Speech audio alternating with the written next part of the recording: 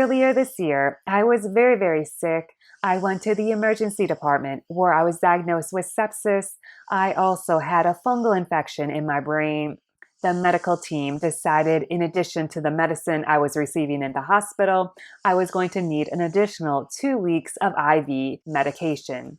With this being said, I was going to need the medication sent to my home. Once it was sent to my home, then I could be released home. Now, things kind of got a little chaotic at the end of my hospitalization. Things were not very well communicated between the infectious disease doctor, the medical team, and myself. So there was a lot of miscommunication about things that needed to be done. One of the things they needed were blood cultures. They wanted to make sure the infection was completely gone out of my bloodstream before discharging me home. Now, when the blood cultures were done, they were drawn in the morning and they should have gotten a 24-hour read the next day, which would have been, again, morning. Once they had the read for the blood cultures, then I could get my PICC line, which had been taken out. I could get that reinserted and then sent home because I was going to need the PICC line not only for the intravenous medication, but also to restart me on my IV nutrition called TPN.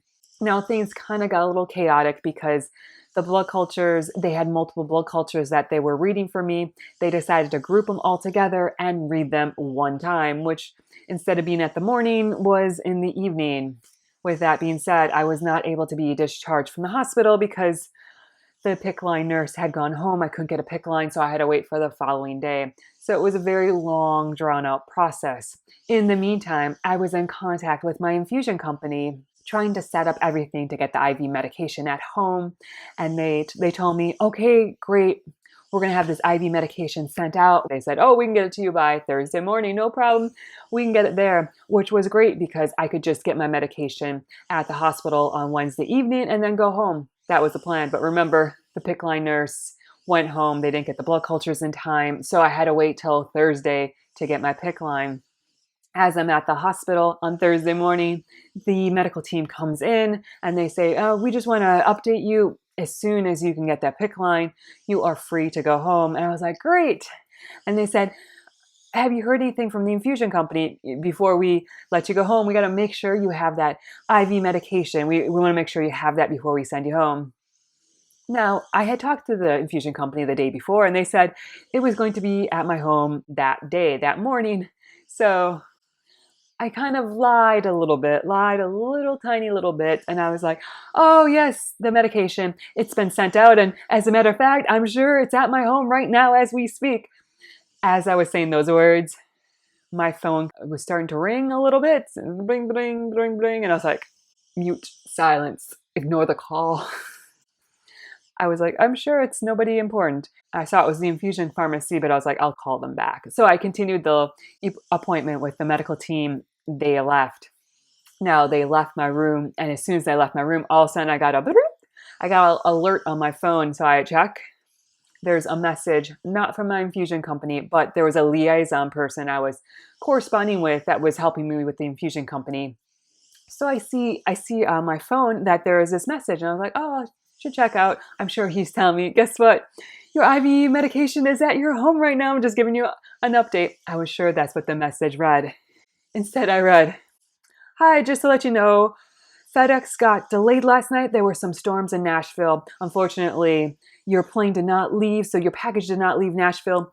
Your IV medication is still in Nashville, but good news, it should be at your home tomorrow. And I was like, oh no, I just told the medical team the medicine was at my home. And I can't go home until I have the medication. And now I don't want to go back and say, I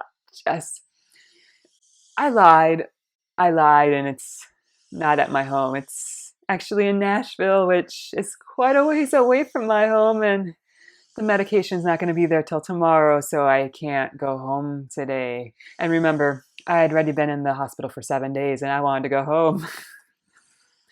So I began praying to God. I was like, oh Lord, I screwed this up. And one of the things I've been working on, I've been trying to not tell people things are certain unless they are certain. I'll give you an example. I will not tell people, oh, I'll see you tomorrow.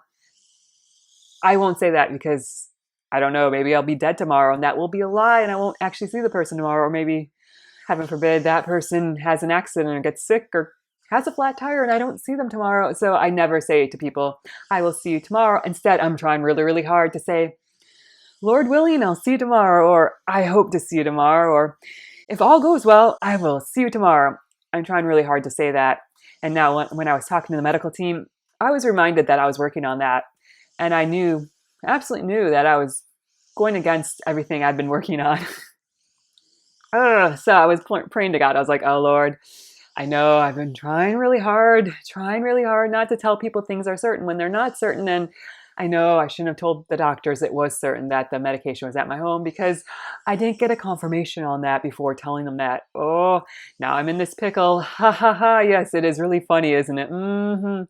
So funny, Lord. Ah, yes. I know you are laughing right now because I know you have a sense of humor. And I also know you can get me out of this jam. So please get me out of this jam. I'm sorry. I'm repenting. Oh, I should not have told the doctors for sure, for certain that that medication was at my home until I checked that voicemail and got in contact with the pharmacy to see where my medication was. I'm so sorry. Make this work out. So that was my prayer just all day. I was like, oh Lord, make this work out. The other thing is, so I got my PICC line. We were just waiting for the chest x-ray. And it was taking an eternity. They weren't coming. I forget how many hours I waited. The PICC line was done approximately 10:30 in the morning. I think chest x-ray came about 3:30, 4 o'clock in the afternoon. Very, very, very late. Obviously, they ordered this chest x-ray as stat and wasn't really stat so much.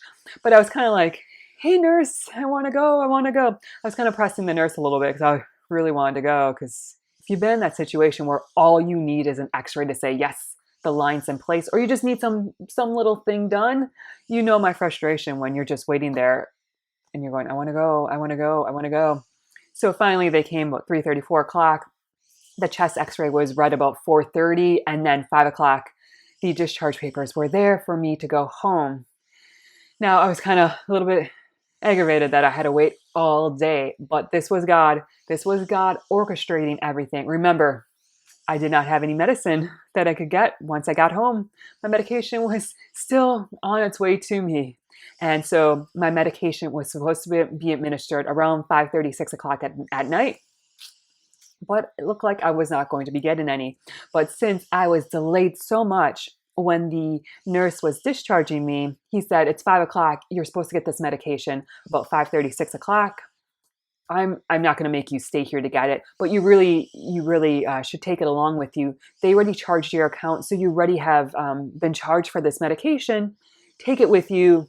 There you have an extra dose. I know you have your medication at home already, but just take it with you. You have one extra, just take an extra dose or just use it as an extra one in case something goes wrong with your other medication.